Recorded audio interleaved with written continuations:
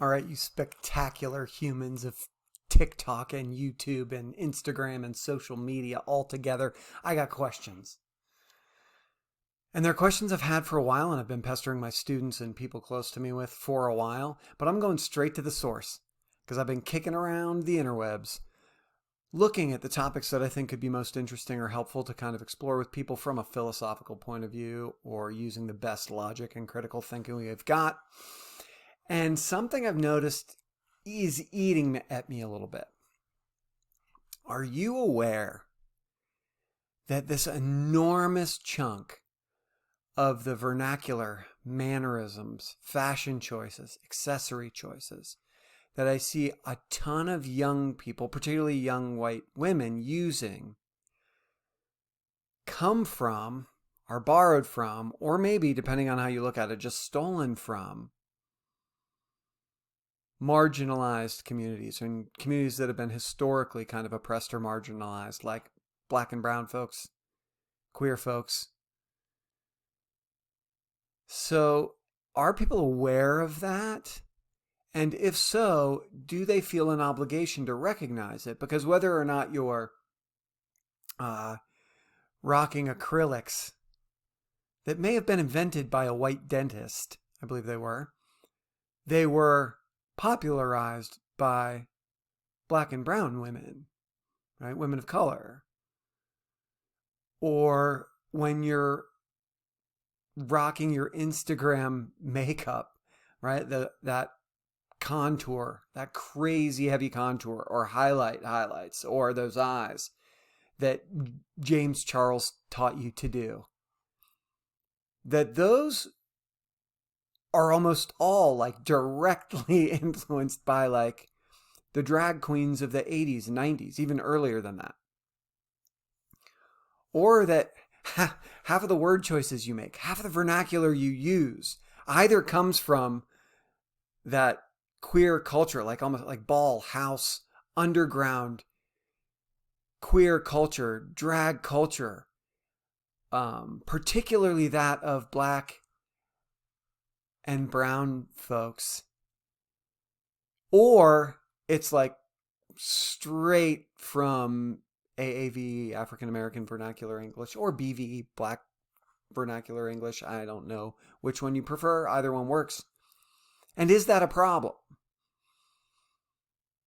Do you owe it to recognize that that's where it's coming from? Do you owe it to the people who belong to those communities?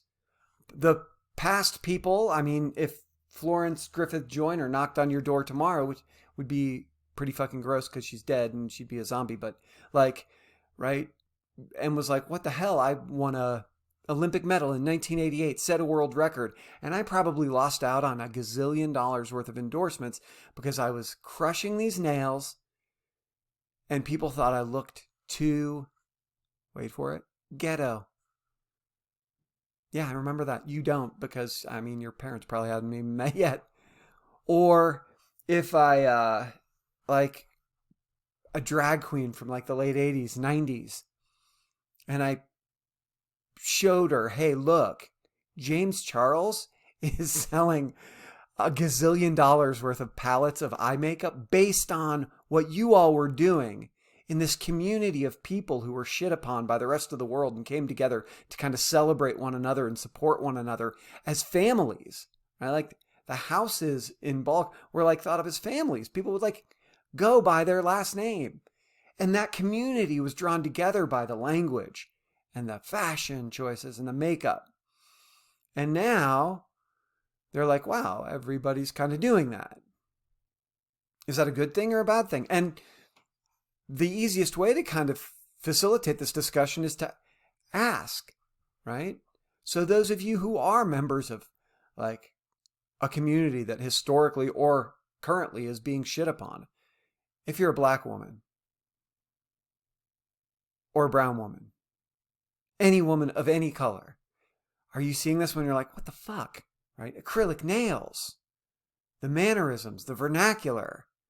If you're a member, I'm interested to see if there's any folks from the queer community who remember when, right, 30 years ago, it just was the gay community. That's all it was referred to as. When you look at mainstream culture now and seeing it borrowing so heavily from that, is that a great thing? Or is it like, what the hell? So those are the questions I have for you. If you're a member of one of those communities who's been borrowed from, and black folks, I mean, vernacular wise, people have been jacking your swag for a really long time, and it might not be so fire or lit, because it might not be dope as hell, and it might have you shook. I'm just stringing together all of the ones I can think of off the top of my head. Is that kind of like, what the fuck is going on when there's a white dude saying that shit? Or is it another case of, wow, we've come so far?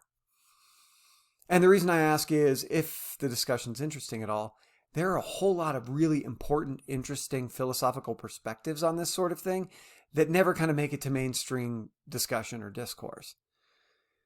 And I can promise you one thing, no interesting, really thoughtful consideration of this topic or these sorts of things or cultural appropriation in general is, whatevs, don't care, eh. That's a shitty response. But there's a whole bunch of other ways to take it. Is it kind of a virtuous melting pot thing? Is it just super shitty thievery and cultural appropriation? Do people need to do it with a degree of respect and recognize and reflect on where it comes from? Should they just stop doing it altogether? Those are the questions I have for you. I hope they make sense. I'm really interested to see what people have to say. Thank you for the time.